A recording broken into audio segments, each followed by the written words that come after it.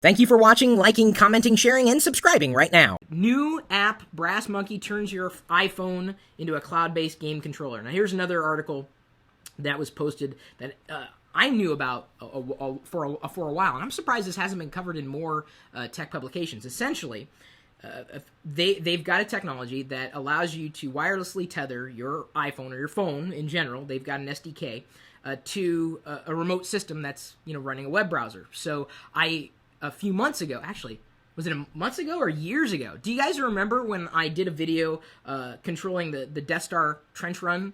It's a Star Wars game that you can get on iOS. I think it's like $5 or so. And you can use your iPhone as a controller and control an experience that is on a remote screen. And I actually did the demo. I set up the camera and everything. That's what they've done. They've made the iPhone a controller for a browser-based video game. Now think about that for a second. This is the future of consoles. Imagine flipping on your TV, and you can do this now if you have the computer connected to it, and then using your phone, your smartphone that you have on you as a controller. So it's nice if it's got an accelerometer or a gyroscope in there so that you can, pivot and move it and, slide and whatever you need to do as the controller. And depending on the game you play, that controller's interface is going to change. This is huge. So there is an absolute place for things like the Xbox 360, the Wii, the PS3. I mean, these are powerful systems. But again, how far are we with something like a Google TV or a completely different device than Apple TV and being able to do just that? I can use a remote control on my Android device to control my Google TV. I could use the app on iOS to use my iPhone or iPad to control a Google TV, or I could use my iPhone, which I don't have on me. Pretend my phone is here in this general area. Yes, I'm seeing your comments, by the way, as this is streaming live on YouTube. Using that phone as the controller and the TV that you already have as whatever that app is allowing you to do, whatever that game is allowing you to do. We're already there. On live, it's kind of there.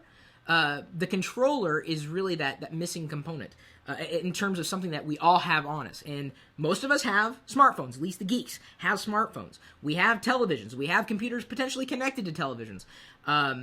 It's really something that I had not seen before. Mr. Rankinator says, sort of like what Nintendo wanted to do with the Wii.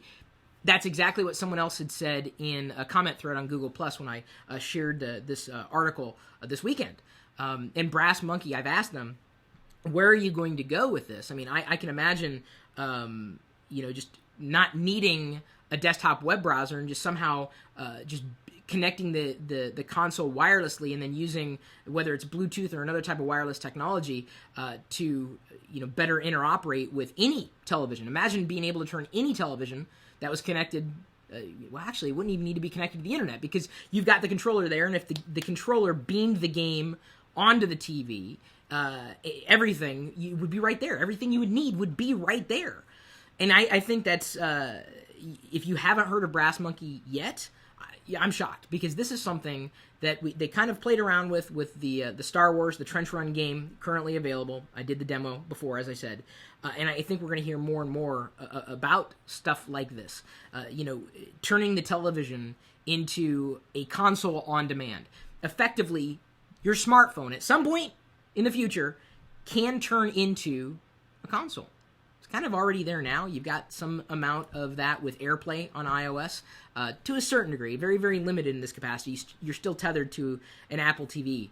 But we're getting there, and I think Brass Monkey has done a pretty good job. So if you want to take a look at tomorrow's gaming platforms, don't take a look any further than what might be in your pocket or your hands at this point in time. Again, the article is written covering in depth of what Brass Monkey is doing and really the ramifications for the rest of the gaming industry.